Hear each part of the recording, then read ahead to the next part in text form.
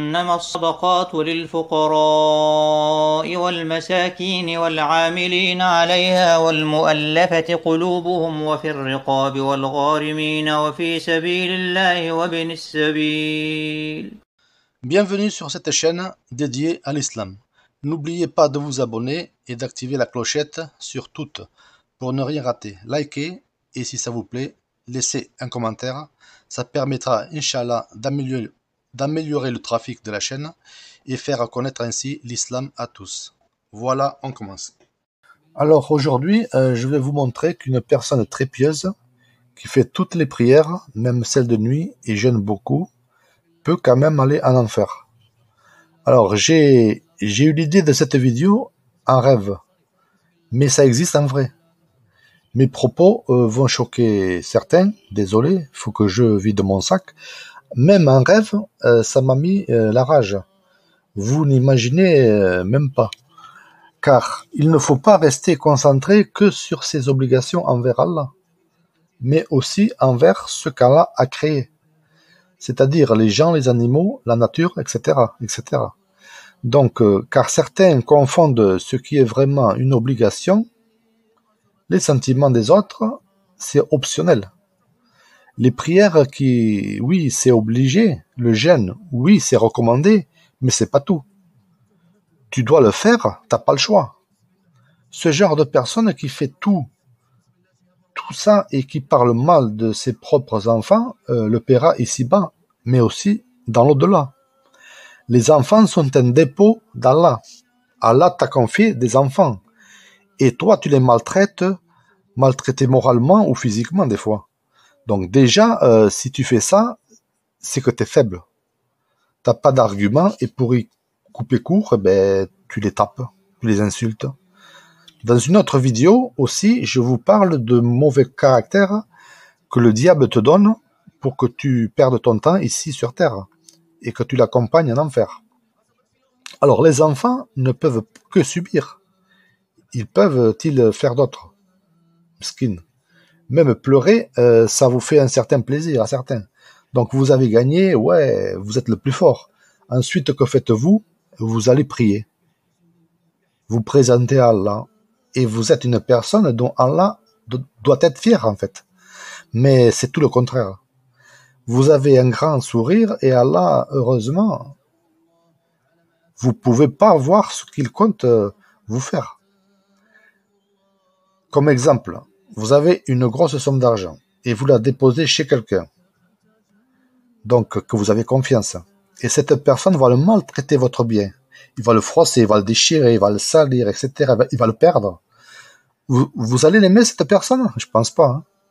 Alors que dire d'Allah qui vous a laissé un dépôt, ces créatures, des anges? Je vous ai pris l'exemple mal comparé, car ces gens-là, justement, si on leur parle comme ça, ils risquent de changer. Ils vont mieux le comprendre, parce que de nos jours, malheureusement, quelques exemples, vous pourrez prendre n'importe quel exemple, ça leur fait rien aux gens. Prenez l'exemple de l'argent, waouh, ils comprennent tout de suite. Quand ça touche la poche, c'est ça là. Alors, mais attendez, c'est pas fini. L'autre conjoint, qui peut être le plus gentil et aimé d'Allah, malheureusement, lui, il risque aussi de prendre pour son grade. Car même s'il n'a rien fait, il a été consentant entre parenthèses. On ne sait pas la raison, mais voilà. Lui, il va souffrir à chaque injustice et va ressentir la douleur des enfants, mais ne peut rien faire. C'est ça qu'il faut bien comprendre. Alors moi, voilà.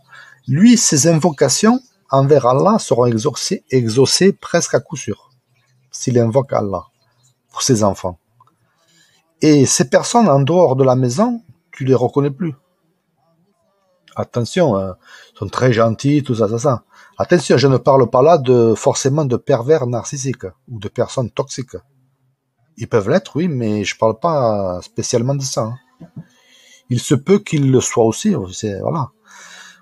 Au temps du prophète, paix et salut sur lui, un homme vient le voir et lui demande Ya Rasulallah, il y a une femme qui fait ses 5 prières obligatoires, le ramadan, jeûne les jeudis et lundis, donne des sadakas, toutes les obligations, elle les fait. Et maintenant, elle fait en plus les prières de nuit, jeûne tous les jours, même s'ils ne sont pas obligatoires. Elle donne des sadakas en plus, et elle ne peut pas faire plus. Mais elle fait du tort à ses proches avec sa langue. Elle insulte, elle les blesse avec sa langue. Maintenant quelle a été la réponse du prophète d'après vous, paix et salut sur lui? Il a dit, il n'y a rien de bon en elle. Elle fait partie des gens du feu. Elle ira donc en enfer. Vous imaginez? Tout ce qu'elle fait, ça sert à rien. Bon, c'est pas moi qui vais la plaindre.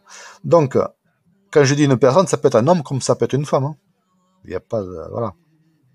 Allahu Akbar. Mes frères et sœurs, cela nous montre l'importance de nos manières avec les gens qui nous entourent. Si c'est grave de se comporter comme ça avec les voisins, que dire de nos propres enfants, de nos propres familles? Les enfants, faut pas leur parler mal. Même si les enfants sont difficiles, faut pas dépasser certaines limites de langage.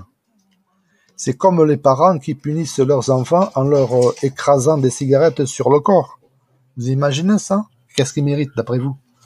C'est souvent qu'on lit dans la presse qu'ils s'attendent à pas mieux, quoi. Dans la presse, on le voit, des parents qui font ça.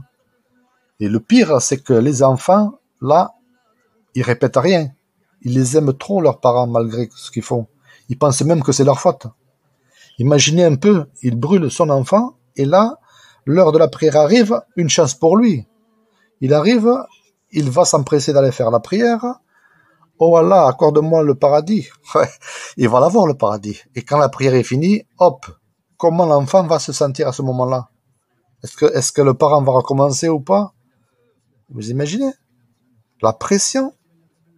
Le paradis, oui, il va être joli pour lui, moi je vous le dis. En tout cas, pour ma part, je le plains pas. Allah, c'est mieux. Les parents qui se reconnaissent là-dedans, arrêtez et repentez-vous sincèrement. Et pour les personnes passives, faut dénoncer. Faut dénoncer ceci, sans pitié. Même si c'est la famille, on s'en fout. On ne peut pas être lié par le sang avec de pareils chétans. Qu'Allah les maudisse, car nous, il nous est interdit de le faire nous-mêmes. Nous, on peut juste maudire Iblis, car Allah l'a déjà fait. Donc là, on risque rien. Donc Allah ne laisse jamais d'enfants à des gens chétans comme ça. Donc les gens se plaignent, je ne peux pas avoir d'enfants, ça se trouve, c'est une des raisons. Hein. Amin.